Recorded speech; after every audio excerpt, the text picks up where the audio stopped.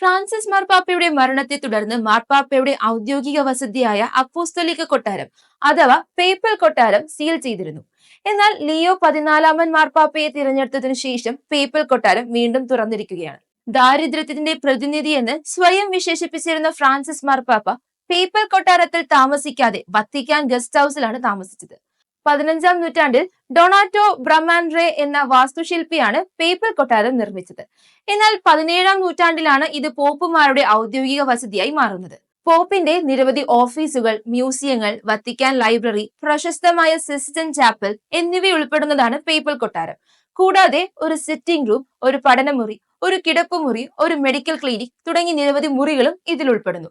Saint Peter's സ്ക്വയറിന്റെ കൊളോണേഡിന് തൊട്ടുമുകളിലായാണ് ഇത് സ്ഥിതി ചെയ്യുന്നത്. പോപ്പ് ലിയോയുടെ തിരഞ്ഞെടുപ്പോടുകൂടെ അടഞ്ഞുകിടന്ന കൊട്ടാരം വീണ്ടും തുറന്നപ്പോൾ പുതിയതായി പുറത്തുവന്ന ഫോട്ടോകളിലൂടെ തേർഡ് ലോഗ്ലിയ എന്നറിയപ്പെടുന്ന 3-ാം നില, പോപ്പിന്റെ താമസ സ്ഥലം, ലൈബ്രറി, സ്വകാര്യ ചാപ്പലുകൾ എന്നിവയൊക്കെ ആളുകൾക്ക് കാണാൻ കഴിഞ്ഞു. ഫ്രാൻസിസ് മാർപ്പാപ്പയ്ക്ക് പിന്നാലെ ലിയോ 14 വത്തിക്കാൻ ഗസ്റ്റ് ഹൌസിലെ എളിയ ജീവിതമാണ് പിന്തുടരുന്നതെന്ന് പറയപ്പെടുന്നു. അടുത്തിടെ വത്തിക്കാൻ ന്യൂസിന് നൽകിയ അഭിമുഖത്തിൽ ബിഷപ്പ് തന്റെ രാജ്യത്തിരിക്കുന്ന രാജകുമാരനായിരിക്കരുത്, മറിച്ച് എളിമയുള്ളവനായിരിക്കാനും താൻ സേവിക്കുന്ന ആളുകളോട് അടുത്തിരിക്കാനും അവരോടൊപ്പം നടക്കാനും അവരോടൊപ്പം കഷ്ടപ്പെടാനും വേണ്ടിയുള്ളവനാണെന്ന് പോപ്പ് ലിയോ പറഞ്ഞിരുന്നു. അതിനാൽ വത്തിക്കാൻ ഗസ്റ്റ് ഹൌസിലായിരിക്കും അദ്ദേഹം താമസിക്കാനുള്ള സാധ്യത എന്നാണ് സൂചന.